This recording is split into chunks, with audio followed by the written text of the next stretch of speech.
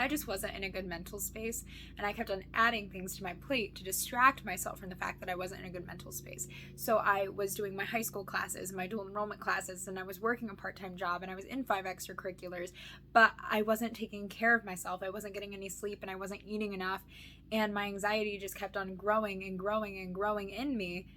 And then COVID hit, and I was no longer left with those responsibilities that were distracting me, but I was just left with all of my manifested anxiety.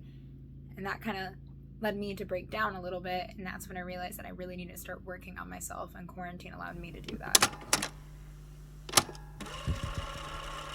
Hello, my name is Schneidt, and today I want to talk about anxiety. So the reason why I want to talk about this is because as an anxiety sufferer, I know that feeling overwhelmed and stressful can feel really hopeless sometimes, and in especially regards to the pandemic, I know anxiety was up for a lot of people, and for myself personally, it was extremely high at the beginning of the pandemic, and quarantine really did allow me time to work on my anxiety and work on myself. So that is why I want to share a few of the coping mechanisms I gained during quarantine with you.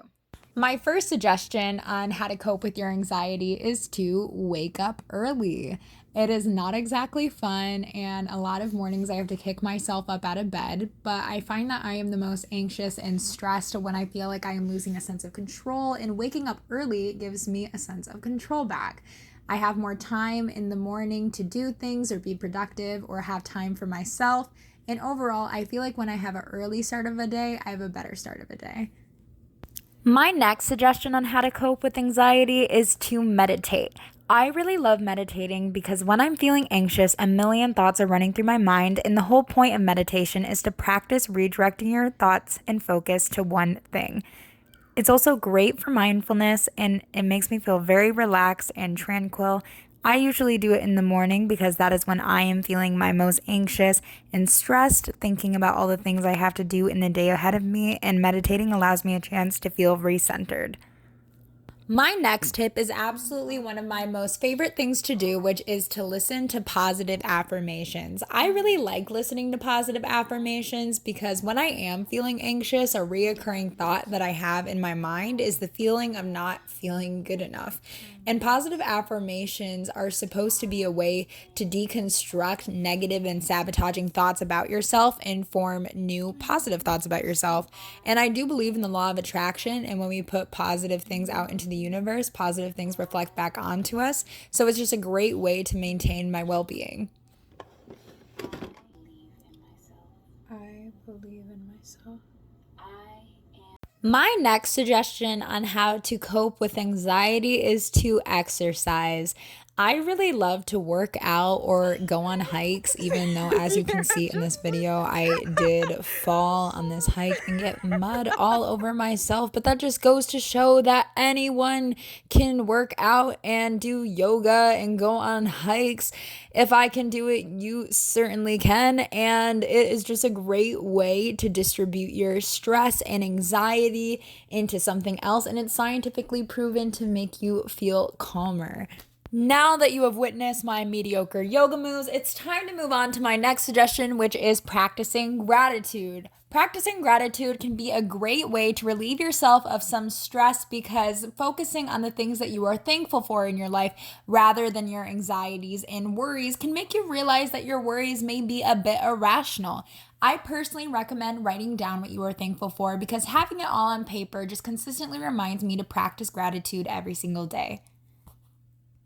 Another way that I cope with my anxiety is to constantly be trying to learn, like a language or maybe learning how to cook something. Sometimes I even just watch documentaries because I feel like when I'm constantly gaining new skills or new knowledge, it gives me a sense of competence and growth and really just alleviates some of my anxieties that I have. My next suggestion is to be productive. Being productive can promote a feeling of happiness that can alleviate some anxiety. However, when you are feeling anxious, it is very common to struggle with being productive. So some suggestions that I have on how you could potentially make that easier is to make lists, because I feel really overwhelmed and I get more anxious when I want to be productive and I'm thinking of all the things that I have to do and thinking thinking of all the things that I could do, but it's all just still jumbled in my brain and it feels really overwhelming. So writing it on paper and making a to-do list gives me a little bit more structure and definitely helps me perform my tasks to the best of my abilities. All right, this is one of my last suggestions, but that is to seek therapy. I started therapy maybe a few months into COVID, and it was one of the best decisions of my life. Now, leading up to therapy, I was not in a good place, and things had kind of gotten really bad with my anxiety to the point where I thought it was necessary, but it was also very hard to take that step and admit that I wanted help or needed help, and it felt very defeating. It felt I felt like I was weak because I wanted to go to therapy. But going to therapy has made me feel really strong. It's one of my favorite things to do. I go bi-weekly. I love my therapist. All throughout COVID, it was over Zoom, but recently I just got to meet her in person, and I genuinely just suggest it to anyone. Even if you don't think that you need therapy, I think that everyone should have a therapist because it's just very beneficial to have that check-in with yourself, have that person that you can go to and talk to who isn't necessarily a friend or family member, because you never know how those relationships are. Your relationship with your therapist is just different, and it's definitely one of the best things that I've never done for myself, and I highly recommend it. I know what some of you may be thinking. Therapy's expensive, Sierra. Well, no, it isn't. On U of M campus, we have CAPS, which is the Counseling and Psychological Services, where you can get free counseling. Woo!